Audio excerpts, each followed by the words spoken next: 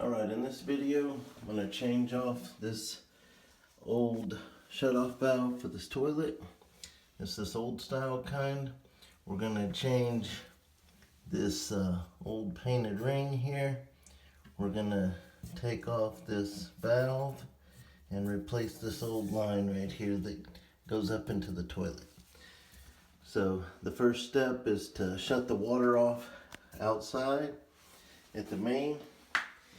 And then this is the new quarter turn valve that we're going to use. There, it gives you some information. Shows what's included.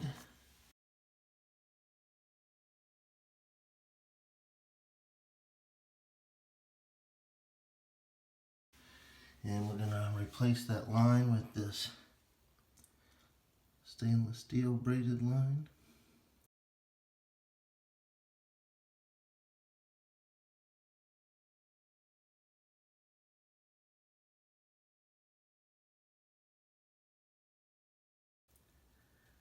Right there. Bought a new flange so it'll look nicer going up to the wall.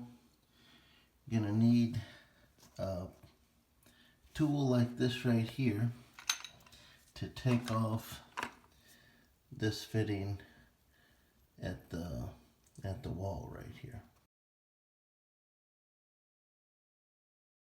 And then as far as wrenches go, I'm gonna need a 5/8 wrench to tighten this one here. I'm gonna need a 15/16 for this one at the wall. And I'm gonna need this pipe wrench to hold the whole thing secure while I do all that. And just in case I need it, I got some wire brushes for the copper pipe coming out of the wall. I may just kind of go over that to smooth it up a little bit. And then we're gonna lose a little bit of water. I shut the main off, I flushed the toilet, but you're still gonna have some water. So I got a little clear bucket, doesn't have to be very big, and a towel. So we're gonna get started. So we turned our water off outside, we turned our water off here, and we flushed our toilet. Our first step is gonna be to loosen this. So I was fortunate, this loosened by hand. We'll put our clear bucket under it, get our towel in there, and just separate that from the bottom of the tank. And let that water come out. Just try to catch what I can there. And that's just gonna slowly drip, so I'm just gonna let the towel catch the rest so we can keep working.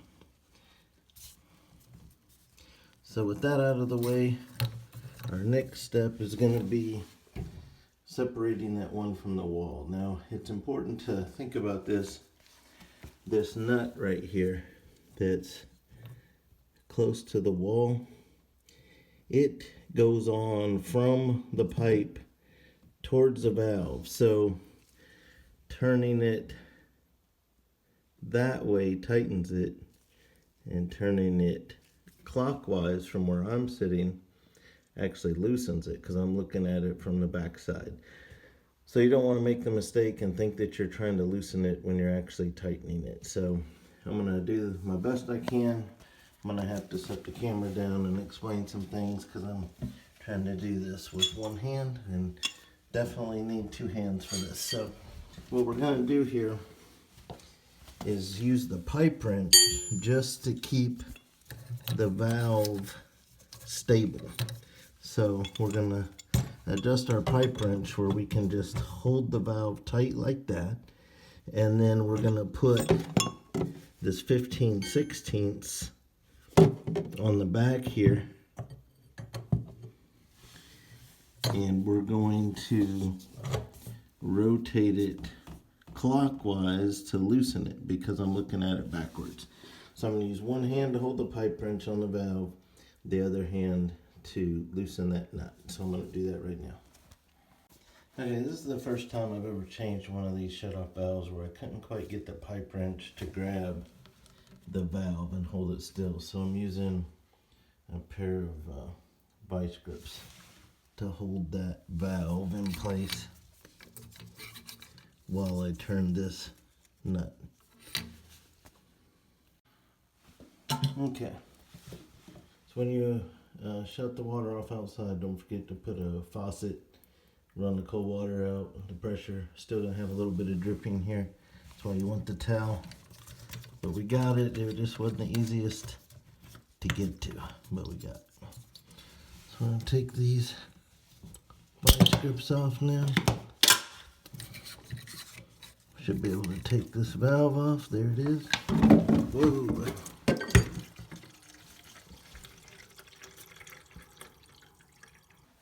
That was scary. Never had that much water come out before. Wow. Now we're gonna overflow.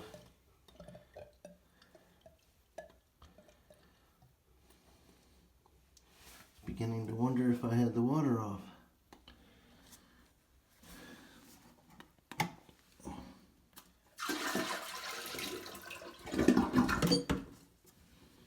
Okay.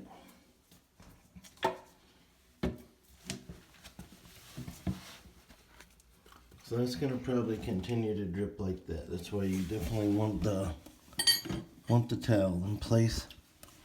Okay, so now we got this off. Now we want to get that off. Grab this whole thing and pull that off with this tool right here.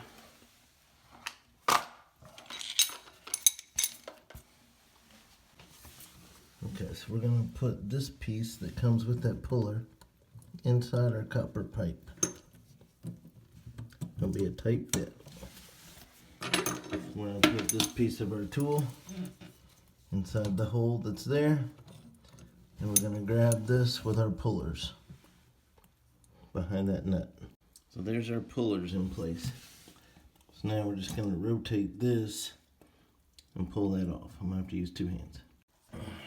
Okay, we use the pullers to get that off. Now we're going to get this old painted piece off the wall. Gonna take our new flange and put on there.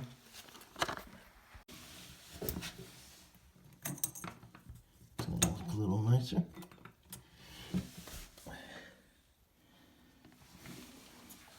Gonna take our wire brush.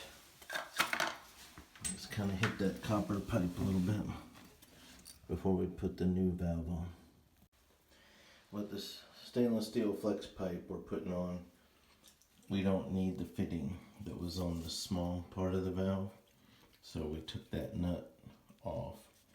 Now this is the one that goes to the wall, so we're going to take that out. Be careful not to lose that gold piece in there. Okay, so we have our clean copper pipe. We have our flange in there first. Just like we took these off, I'm going to slide that on first, and then this gold piece.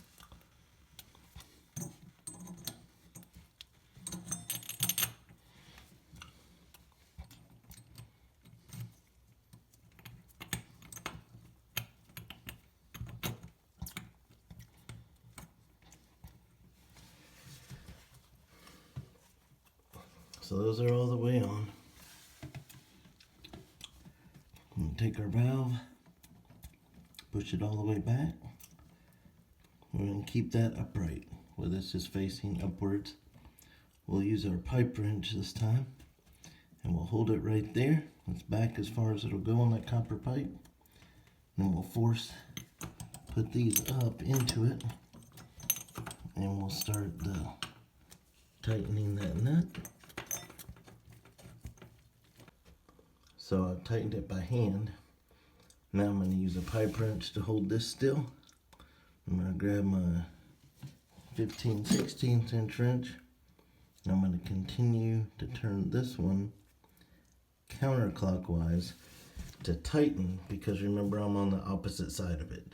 It's going in from the other way. Now we're tightening the end of our stainless right here. by turning this clockwise. So I'm going to do that with a wrench and get it tight.